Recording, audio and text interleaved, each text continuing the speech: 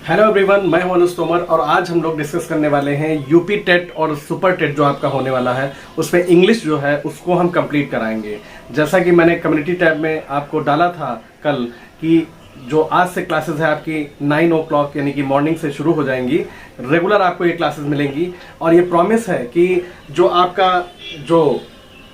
आपका ये टेट है इसमें 30 मार्क्स का इंग्लिश आएगा।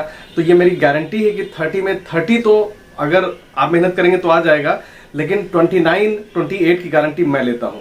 अगर आप पंक्चुअल रहेंगे, मेरी क्लासेस को देखेंगे, बहुत ज़्यादा लेंदी क्लासेस नहीं होंगी, बहुत छोटी छोटी क्लासेस होंगी। आपको 10 मिनट 15 मिनट से ज़्यादा कोई भी मेरी क्लास नहीं होगी।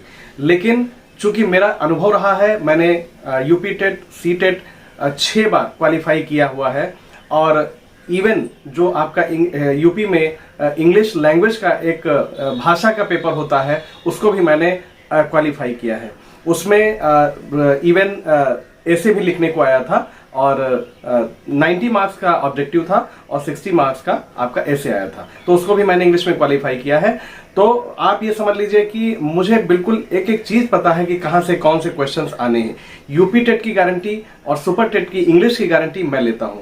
तो ये मान के चलिए कि जो चीजें बहुत टफ लगती हैं लोगों को इंग्लिश में, जैसे जिनका फाउंडेशन वीक रहा है, कहीं ना कहीं सरकारी स्कूल से पढ़े हैं या उन्होंने थोड़ा सा ध्यान नहीं दिया, लापरवाही हो गई, तो उनके लिए आप समझ लीजिए ये जो क्लास है ये पेनेशिया होने वाली है और आप समझ लीजिए ये बहुत ज़्यादा हेल्पफुल आपके लिए होने वाली है।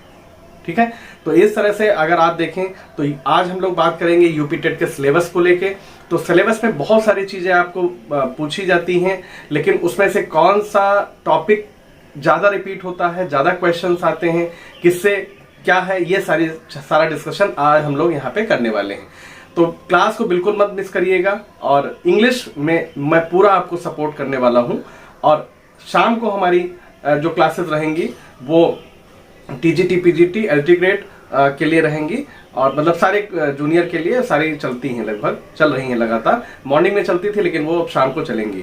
तो चूंकि यूपी टेट आ गया है, नोटिफिकेशन भी जारी हो गया है, तो इसलिए मॉर्निंग में क्लास यूपी टेट की होगी और बाकी क्लास जो लिटरेचर की है वो शाम को होगी। तो ज्यादा समय बर्बाद ना करते हुए आइए शुरू करते हैं।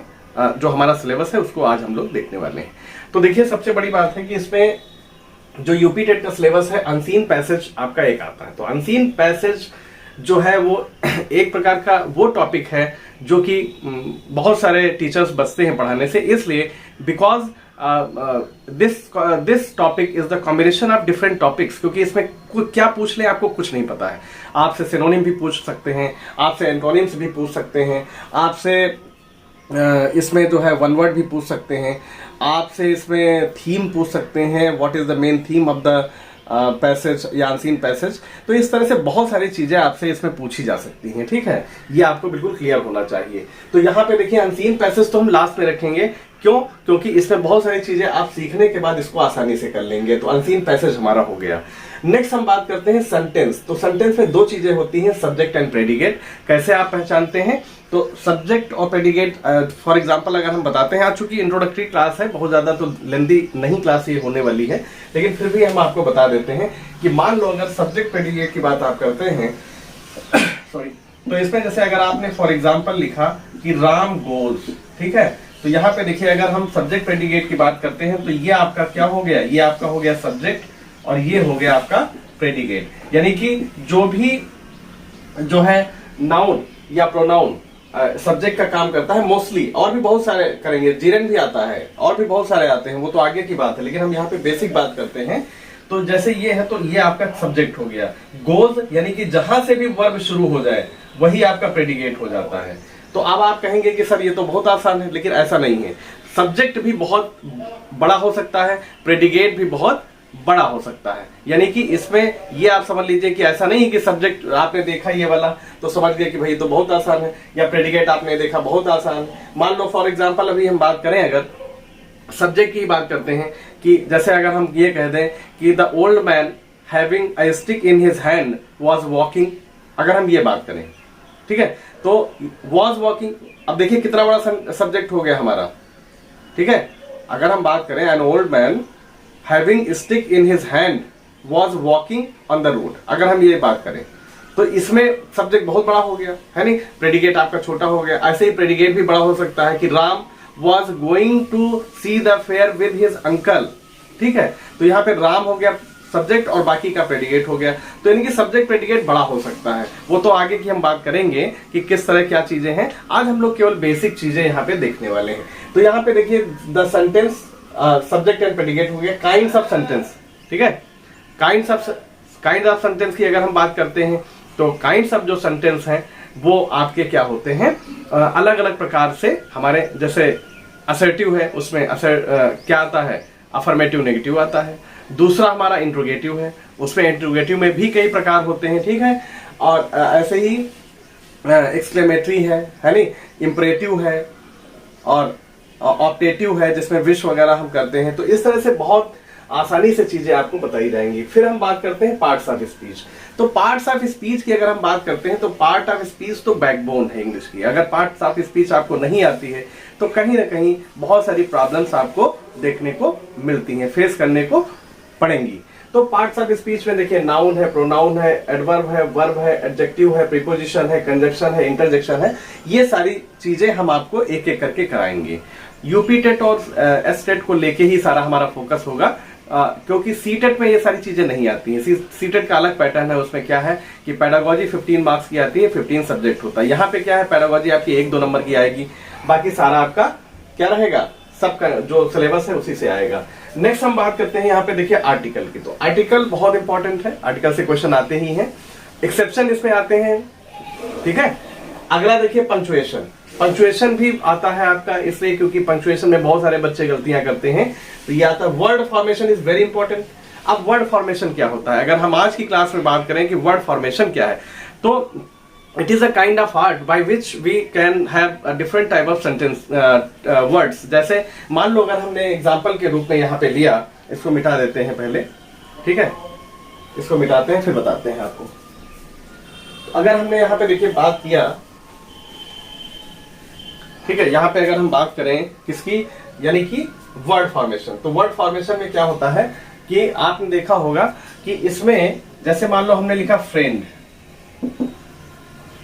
तो ये आपका क्या हो गया, ये हो गया आपका हेड वर्ड हो गया। इसमें अगर हम ly लगाते हैं तो ये आपका क्या हो गया, सफिक्स हो गया, यानी कि ये किससे मिलके बना है, ये सर प्लस फिक्स, यानी कि बाद में जोड़ना। कभी भी किसी सेंटेंस के अगर कोई बाद में कोई चीज हम जोड़ देते हैं, ठीक है, तो वो ly होता है। अगर यहाँ पे अन हमने जोड़ दिया, अनफ्रेंडली, तो ये हो गया प्रीफिक्स, यानी कि प्री और प्लस फिक्स, ठीक है, प्री प्लस फिक्स हो गया, समझ में आ गया। तो word formation is a kind of art by which we can have various type of new words with the use of prefix and suffix. देखिए प्रीफिक्स क्या है, प्री प्लस फिक्स, यानी कि पहले जोड़ना। कोई भी सेंटेंस में कोई हेड वर्ड हमारा है, उसमें हम कोई चीज पहले जोड़ देते हैं, तो मोस्टली क्या होता है, हमारा जो सेंटेंस होता है वो अपोजिट हो जाता है, लेकिन ऐसा हर कंडीशन में नहीं होता है। यहाँ पे देखिए ly हमने जोड़ दिया, ये केवल एक एग्जांपल आज बताना है हमको, बाकी तो डिटेल में आप पढ़ेंगे। तो यहाँ पे देखिए ly जोड़ दिया तो अनफ्रेंडली हो गया, तो ये एक नया वर्ड हो गया। अनफ्रेंड हो करना, जैसे फेसबुक पे आप क्या करते हैं भाई, कहते हैं अनफ्रेंड कर दीजिए उसको, या कहते हैं ही इज वेरी फ्रेंडली। तो इस तरह से चीजें आप देखेंगे। नेक्स्ट देखिए हमारा जो है वॉइस में हम बात करते हैं, तो वॉइस जो है हमारा वो एक्टिव और पैसिव की हम यहाँ पे बात करते हैं, ठीक है। वॉइस जो है हमारा यहाँ पे, इसको हम मिटा देते हैं और फिर बात करते हैं। देखिए वॉइस तो एक चैप्टर ऐसा है जिसमें आपको टेंसेस आने चाहिए। जब तक टेंस नहीं आएंगे और अच्छे से आने चाहिए तभी आप चीजों को बदल पाएंगे। तो वॉइस भी बहुत इंपॉर्टेंट है। वॉइस का मतलब एक्टिव और पैसिव। फिर देखिए सिंगुलर और प्लूरल और जेंडर, ये दो टॉपिक हमारे रहेंगे। तो देखिए सिंगुलर और प्लूरल दो तरीके से होता है। एक तो नाउन से रिलेटेड चीजें होती हैं, ठीक है। नाउन में मान लो कुछ अपवाद भी होते हैं, जैसे ऑक्स है तो ऑक्स का ऑक्सन हो जाता है।